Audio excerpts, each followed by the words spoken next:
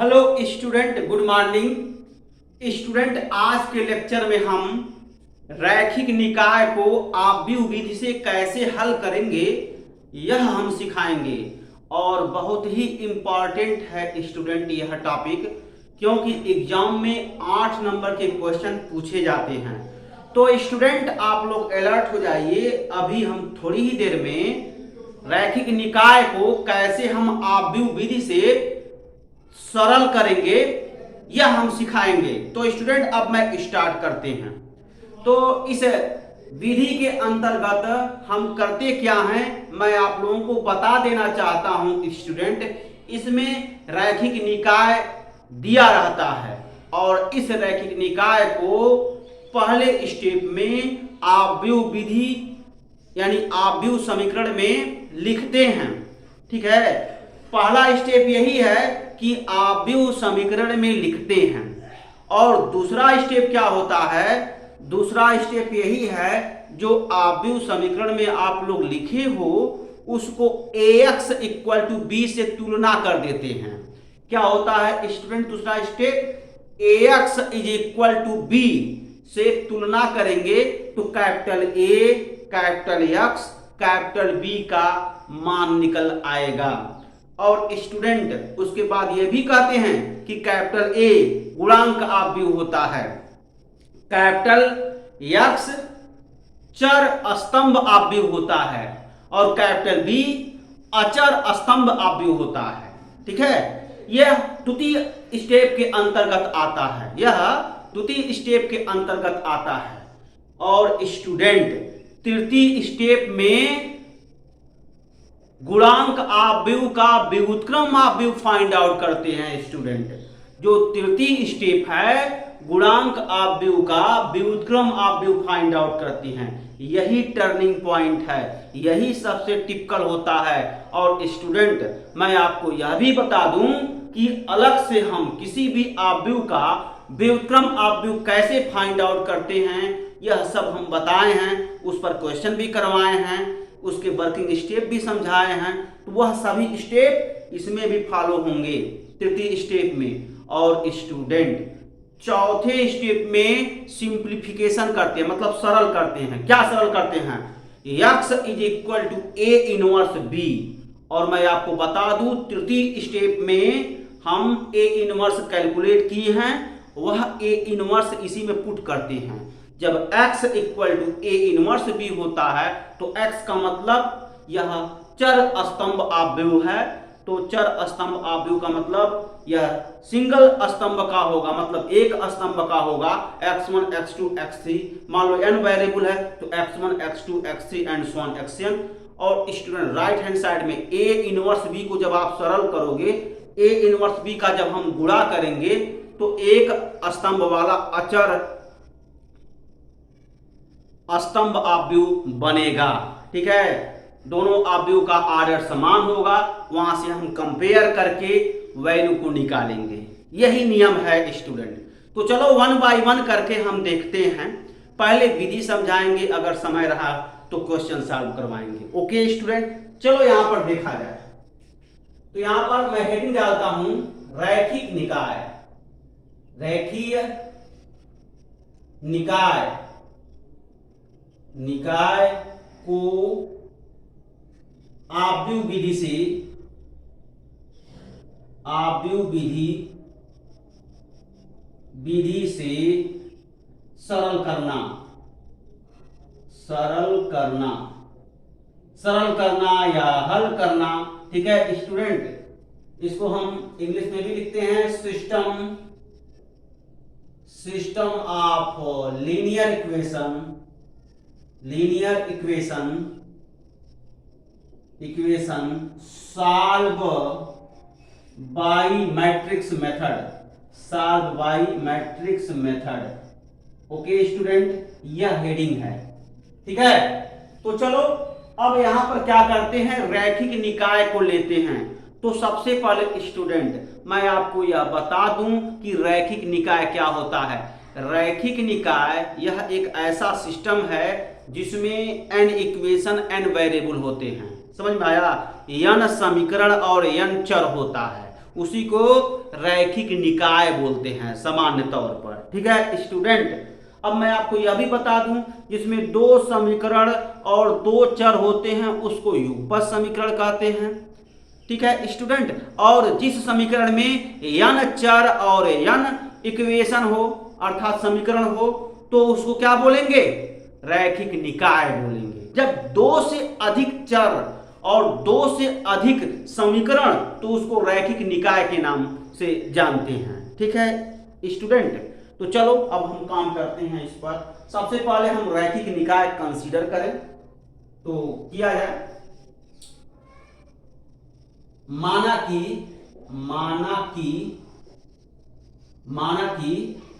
x1 x2 x3 and so on xn n चर हैं। इस प्रकार से हैं यानी n चर है तो n समीकरण बनेगा। तो उसी n समीकरण को मैं यहां लिखता हूं a11 x1 plus a12 x2 plus a13 x3 plus and so on a1n xn is equal to b1 a21 x1 plus a22 x2 plus a23 x3 plus dot dot a2n xn is equal to b2 a31 x1 plus a32 x2 plus a33 x3 plus dot dot dot a3n xn is equal to b3। ठीक है, देखो तीन equation हम लिख लिए। अब यहां पर क्या करेंगे स्टूडेंट, यहां पर हम लिखेंगे ith समीकरण। तो यहां से हो जाएगा ai1 x1 plus ai2 x2 plus ai3 x3 plus and so on ain xn is equal to dot dot ये bi हो गया। ओके स्टूडेंट, और यहां से देखो dot dot dot dot dot dot dot dot. अब यहां से क्या होगा, n इक्वेशन लिखेंगे an1 x1 plus an2 x2 plus an3 x3 plus and so on an xn is equal to dot dot bn। तो इसी समीकरण को हम क्या बोलते हैं, रैखिक निकाय बोलते हैं। देखो स्टूडेंट, जब दो समीकरण दो चर होता है वह युगपत समीकरण कहलाता है। जब थ्री समीकरण और थ्री चर हो तो उसी को रैखिक निकाय बोलते हैं। ठीक है, और आप ऐसे भी कह सकते हो थ्री चर वाला युगपत समीकरण किसी बुक में मेंशन है वो भी चल जाएगा। ठीक है, तो यह हम रैखिक निकाय कंसीडर किए हैं। अब मैं आपको यह बता दूं स्टूडेंट, इस रैखिक निकाय को जब आप सरल करोगे तो चर के मान प्राप्त होंगे। तो इसके चर क्या हैं, x1 x2 x3 and so on xn। इसके जो n चर हैं स्टूडेंट, इसी n चर के मान प्राप्त होंगे। ठीक है, तो यह आपका रैखिक निकाय है। यह तो क्वेश्चन में दिया रहेगा और इसी को सरल करना है। तो स्टेप नंबर फर्स्ट क्या करेंगे स्टूडेंट, जरा अच्छे से समझो। जो रैखिक निकाय है ना स्टूडेंट, इसको हम आव्यूह समीकरण में लिख लेंगे। यह टर्निंग पॉइंट है। स्टेप नंबर फर्स्ट में यह जो रैखिक निकाय आपको दिख रहा है इसी को क्या कर लेंगे, इसी को हम आव्यूह समीकरण में लिखेंगे। अब इसी का आव्यूह समीकरण लिखेंगे। तो देखो अब मैं क्या करूंगा, ये तो क्वेश्चन है आपका, इसको सॉल्व करना है। तो स्टेप नंबर फर्स्ट में क्या करेंगे, रैखिक निकाय को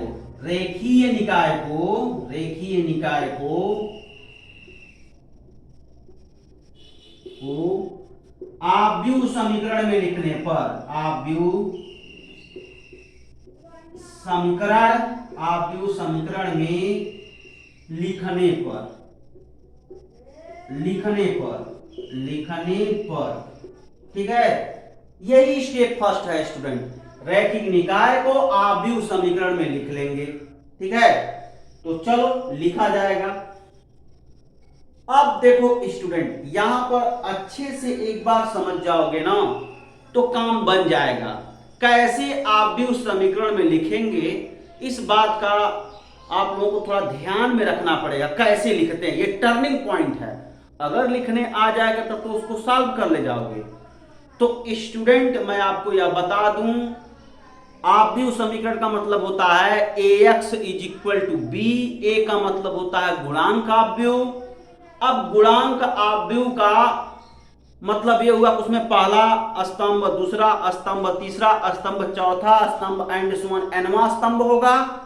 इसके मुताबिक तो nवां स्तंभ होगा।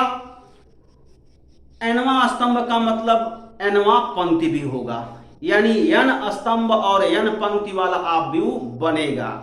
तो देखो स्टूडेंट, अब स्टेप नंबर फर्स्ट, ये टर्निंग पॉइंट है, अच्छे से समझो कैसे हम गुणांक आव्यूह बनाते हैं यह समझो। यहां पर आप देख रहे हो स्टूडेंट ना x1 x1 x1 x1 x1, तो जो x1 का गुणांक होगा ना स्टूडेंट, यह जो समीकरण दिया है ना, रैखिक निकाय जो दिया है ना, इसमें जो x1 का गुणांक होगा, x1 x1 x1, देखो यहां पर नीचे x1 का जो गुणांक होगा स्टूडेंट, यह गुणांक आव्यूह का पहला स्तंभ बना देगा। बन जाएगा ना। ऐसे ही स्टूडेंट जो x2 का गुणांक होगा, जो x2 का गुणांक होगा, x2 का गुणांक वह क्या करेगा, गुणांक आव्यूह का द्वितीय स्तंभ बना देगा। x3 का गुणांक क्या होगा, गुणांक आव्यूह का तृतीय स्तंभ बना देगा। ऐसे ही स्टूडेंट xn का गुणांक, देखो xn का गुणांक क्या बनाएगा, गुणांक आव्यूह का n स्तंभ बना देगा। तो ऐसे ही इसके गुणांक को लिखते हैं। x1 का गुणांक, गुणांक आव्यूह का प्रथम स्तंभ, x2 का गुणांक आव्यूह का द्वितीय स्तंभ, x3 का गुणांक आव्यूह का तृतीय स्तंभ एंड सो ऑन। xn का गुणांक लेंगे तो गुणांक आव्यूह का n स्तंभ बनेगा। तो इस तरीके से स्टूडेंट जो गुणांक आव्यूह है वह n कोटि का वर्ग आव्यूह बनेगा। जो गुणांक आव्यूह है वह n कोटि का वर्ग आव्यूह बनेगा। बनेगा ना स्टूडेंट, बिल्कुल बनेगा। अब देखो क्या करेंगे, गुणांक आव्यूह n कोटि का वर्ग आव्यूह है, उसमें गुणा कर देंगे चर स्तंभ आव्यूह। अब चर स्तंभ आव्यूह क्या है, यह जो चर है ना, देखो ना x1 x2 x3 xn, यहां से देखो x1 x2 x3 xn। अगर प्रत्येक समीकरण का हम ऑब्जर्वेशन करें तो n नंबर ऑफ चर है, यानी n चर है ना, तो n चर से जो स्तंभ आव्यूह बन रहा है उसी से गुणा करते हैं। अर्थात स्टूडेंट गुणांक आव्यूह इनटू जो एक आव्यूह बनेगा वो आव्यूह क्या होगा, चर स्तंभ आव्यूह, जिसमें एक ही कॉलम होगा, यानी x1 x2 x3 x4 and so on xn तक बनेगा। ओके स्टूडेंट, उसके बाद राइट हैंड साइड में क्या होगा, अचर स्तंभ आव्यूह, मतलब b1 b2 b3 bi and so on bn तक बनेगा। ठीक है स्टूडेंट, इतना काम करते हैं। तो यहां तक नोट करो, जो हम बताए हैं वह इसको इरेज करके वही हम काम करेंगे। ठीक है स्टूडेंट, चलो यहां तक नोट करो आप लोग।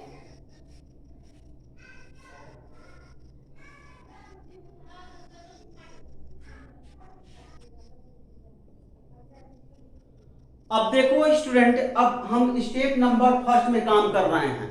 जैसे हम बताए थे ना वैसे काम कर लो।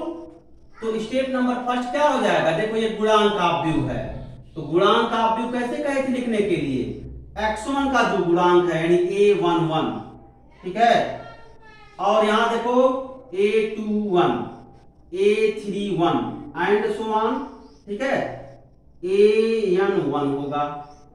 अब देखो यहां बीच में आएगा स्टूडेंट, यहां पर एक एलिमेंट और आएगा ai1, वो भी आएगा। ठीक है, ऐसे ही यहां से देखो a12 a22 a32, अब यहां से dot dot ai2 dot dot an2, ठीक है स्टूडेंट। अब यहां से देखो A13, A23 और A33 और यहां से देखो dot dot AI3 dot dot AN3, ठीक है। और इसको हम थोड़ा और आगे बढ़ा देंगे, डॉट डॉट कर देंगे तो A1N, ठीक है student, A2N, A3N dot dot AIN और स्टूडेंट ANN होगा। ये गुणांक आव्यूह है n क्रॉस n का। देखो स्टूडेंट, ये जो पहला स्तंभ है ना, पहला स्तंभ है रैखिक निकाय के x1 का गुणांक है। दूसरा स्तंभ जो है रैखिक निकाय के x2 का गुणांक है। और जो तीसरा स्तंभ है रैखिक निकाय के S3 का गुणांक है। जो nवां स्तंभ है रैखिक निकाय के किसका गुणांक है? xn का गुणांक है। ठीक है स्टूडेंट, ऐसे हम गुणांक आव्यूह बना लेंगे। अब इसके साथ क्या रहेगा? इसके साथ जो रहेगा स्टूडेंट वो आपका चर स्तंभ आव्यूह। इसका मतलब जो चर है यानी x1 x2, ये जो माने हो ना चर x1 x2 x3 से लेकर के xn, वो रहेगा। ये हो गया x1 x2 x3 dot dot dot dot xn is equal to, अब क्या रहेगा राइट हैंड साइड में अचर, अचर रहेगा, अचर स्तंभ आव्यूह। ये क्या है? ये चर स्तंभ आव्यूह बराबर अचर स्तंभ आव्यूह means b1 b2 b3 dot dot, बीच में देखो bi रहेगा। अगर नहीं भी लिखते, देखो मैं यहां xi नहीं लिखा हूं तो इसका मतलब ये थोड़ी गलत हो गया, इसी में ऑलरेडी है तो चाहो तो दिखा सकते हो। ये हो गया xi। अब यहां से डॉट डॉट bn हो गया। ये कितना है? n cross 1। ये भी कितना है? n cross 1। इसी को क्या बोलते हैं? आव्यूह समीकरण बोलते हैं। ठीक है, तो स्टेप नंबर सेकंड में क्या है? Step second, step second.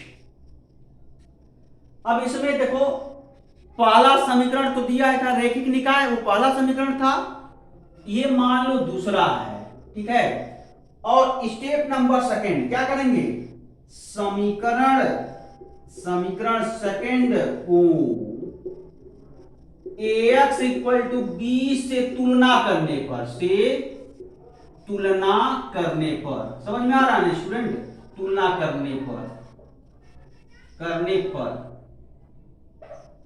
समझ में आ रहा ना? अब ये जो आव्यूह समीकरण बनाए हैं मैं इसको सेकंड समीकरण मान लिया हूं। और यहां पर देखो स्टेप नंबर सेकंड में क्या करेंगे? समीकरण सेकंड को, जो आव्यूह समीकरण है, आव्यूह समीकरण को ax इक्वल टू b से तुलना कर देंगे। जब तुलना करेंगे तो क्या होगा? ये क्या है? स्टेप नंबर सेकंड के अंतर्गत है, तो तुलना कर दिया जाए। तो जब तुलना करेंगे तो क्या होगा ये देख लो स्टूडेंट। तो स्टूडेंट जब तुलना करेंगे तो a बराबर क्या होगा?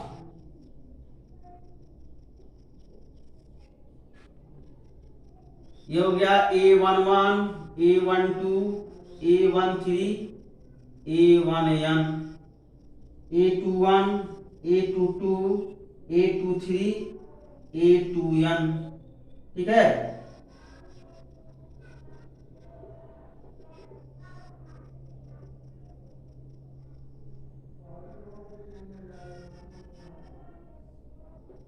A31 A32 A33 A3N AI1 AI2 AI3 and so on AIN dot dot AN1 AN2 AN3 ANN, ये डॉट डॉट, इसमें और सारे एलिमेंट आएंगे। ठीक है, ये a का वैल्यू मिल गया स्टूडेंट। ठीक है, ऐसे ही देखो x का भी वैल्यू मिल जाएगा। x का वैल्यू क्या मिला? x1 x2 x3 and so on xn मिला। ठीक है, और ऐसे ही b का वैल्यू मिल जाएगा। बी का वैल्यू क्या मिला, बी का value b1 b2 b3 and so on bi and so on bn हो गया, n क्रॉस 1, ये n क्रॉस 1, यहां पर कहीं क्या आएगा स्टूडेंट, xi डॉट डॉट, ठीक है। तो जब तुलना करेंगे तो a x b का मान मिल जाएगा ना। तो ये तो क्या रहा स्टूडेंट, ये स्टेप नंबर सेकेंड रहा। अब देखो स्टूडेंट स्टेप नंबर थर्ड क्या करेंगे, पहले यहां तक नोट करो, ठीक है।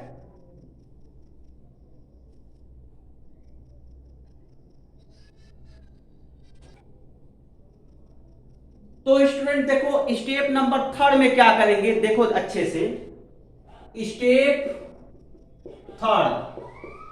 स्टेप नंबर थर्ड में क्या करेंगे स्टूडेंट, ये जो लिखा गया ना ax equal to B, step number second में ax इक्वल टू बी को टेकन करेंगे, यहां से क्या करेंगे a इनवर्स से प्री मल्टीप्लाई कर लेंगे, a इनवर्स से, अर्थात student a inverse ax is equal to a inverse b, multiply कर लिया प्री। अब इसको जो है एसोसिएटिव ला लगा देंगे, मतलब साचर्य नियम, तो a inverse into a x is equal to a inverse b। तो देखो स्टूडेंट यहां पर हम क्या लगाए हैं, साहचर्य नियम लगाए हैं। देखो a का गुणा x में हुआ है, उसके बाद a इनवर्स से गुणा हुआ है। अब क्या किए हैं, a इनवर्स का गुणा a में करके उसके बाद x से गुणा करेंगे, यही तो साहचर्य नियम होता है, तो वह नियम लगा देंगे। साइड में लिख सकते हो साहचर्य नियम से। ओके स्टूडेंट, साहचर्य नियम से हमें काम कर गए।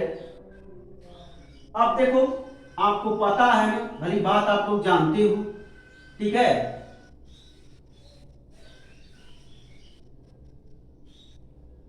अब देखो इसको क्या हम पढ़ेंगे, ये आइडेंटिटी होता है। किसी भी आव्यूह का अगर हम व्युत्क्रम आव्यूह से गुणा करते हैं तो आइडेंटिटी मैट्रिक्स आता है, मतलब तत्समक आव्यूह आता है। तो ये तत्समक आव्यूह है जिसको हम आई से हम डिनोट करते हैं, Ix is equal to a inverse b। Side में हम लिख सकते हैं student a inverse into a, it becomes I, ठीक है। तो इसीलिए देखो मैं अंडरलाइन भी किया हूं, इसके प्लेस पर हम I लिख सकते हैं। ये तो आइडेंटिटी ला है ना, तत्समक आव्यूह में किसी भी आव्यूह से मल्टीप्लाई करेंगे, जिस आव्यूह से मल्टीप्लाई करेंगे वही आव्यूह आता है, अर्थात I into x is equal to x आ जाएगा। तो स्टूडेंट यहां पर हो जाएगा x is equal to a inverse into b, यहां से साइड में लिख लो Ix is equal to x। इसी को आइडेंटिटी ला कहते हैं और इसको इनवर्स ला कहते हैं, ठीक है। मतलब यह व्युत्क्रम नियम है और यह तत्समक नियम है, ठीक है स्टूडेंट। अब देखो यह कैलकुलेट, जैसे ही x equal to a inverse b, जब क्वेश्चन सॉल्व करेंगे स्टूडेंट तो direct x equal to a inverse b ले लेंगे। और स्टेप नंबर थर्ड में ही स्टूडेंट, स्टेप नंबर थर्ड में हम क्या करेंगे, a इनवर्स का मान ज्ञात करेंगे।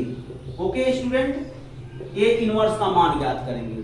और स्टूडेंट मैं आपको समझा दूं कि पिछले लेक्चर में बकायदा a इनवर्स के बारे में हम आपको जानकारी दिए थे। याद करो स्टूडेंट, जब मैं बता रहा था a इनवर्स ज्ञात करने की विधि, इसके हम कार्यविधि भी बताए थे, कैसे हम कैलकुलेट करेंगे a इनवर्स।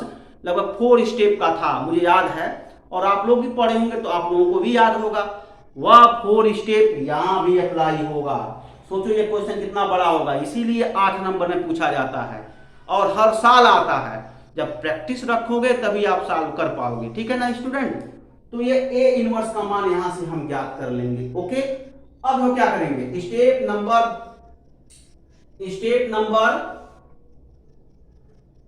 4, ठीक है। तो स्टेप नंबर 4, चलो स्टेप नंबर 3 का काम यहां कर लेंगे, a इनवर्स का मान निकाल लेंगे। और स्टेप नंबर 4 में वो क्या करेंगे, स्टेप नंबर 4, ये मैं इरेज करूंगा तभी स्टेप 4 बता पाऊंगा।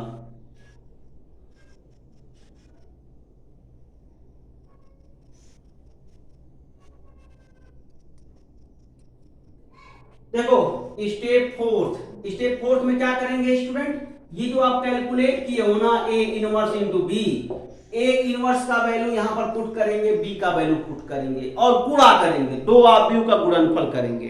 ठीक है, तो स्टूडेंट जब दो ऑब्जेक्टिव का गुणा करोगे ना तो ऑब्जेक्टिव मिलेगा। और मैं आपको यह भी बता दूं स्टूडेंट, राइट हैंड साइड में अचर ऑब्जेक्टिव आएगा, अचर स्तंभ ऑब्जेक्टिव आएगा, और अचर स्तंभ ऑब्जेक्टिव जिसमें स्तंभ सिर्फ एक ही होगा, और लेफ्ट हैंड साइड में चर स्तंभ ऑब्जेक्टिव आएगा, इसमें भी स्तंभ एक ही होगा। इसका मतलब यह हुआ स्टूडेंट, दोनों ऑब्जेक्टिव के कोटि समान है।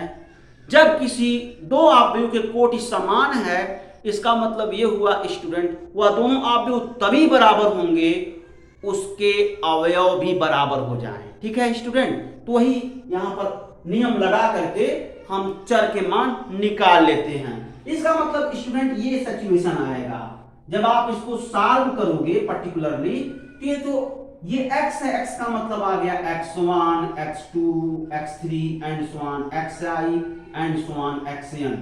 ठीक है, ये xn है n क्रॉस 1। और जब इसको सॉल्व करोगे ना तो अचर स्तंभ ऑब्जेक्टिव, अब चूंकि यहां सामान्य है तो मैं यहां लिख दे रहा हूं, इसका शेप क्या आएगा, इसका मतलब जब इसको सॉल्व करोगे स्टूडेंट तो स्टूडेंट आएगा क्या, ये जब दोनों का मल्टीप्लाई करेंगे तो c1 c2 c3 and so on ci and so on cn। ठीक है, और n क्रॉस 1। अब आप लोगों में से कोई b1 b2 नहीं लिखेगा, क्योंकि समीकरण में तो ऑलरेडी b1 b2 b3 था, और जब a inverse into b multiply होगा तो अवयव बदल जाएगा ना स्टूडेंट, बदल जाने का मतलब मैं c से डिनोट कर दिया। ठीक है, ये बात है। अब देखो दोनों ऑब्जेक्टिव समान है तो कंपेयर करके वैल्यू निकाल लो।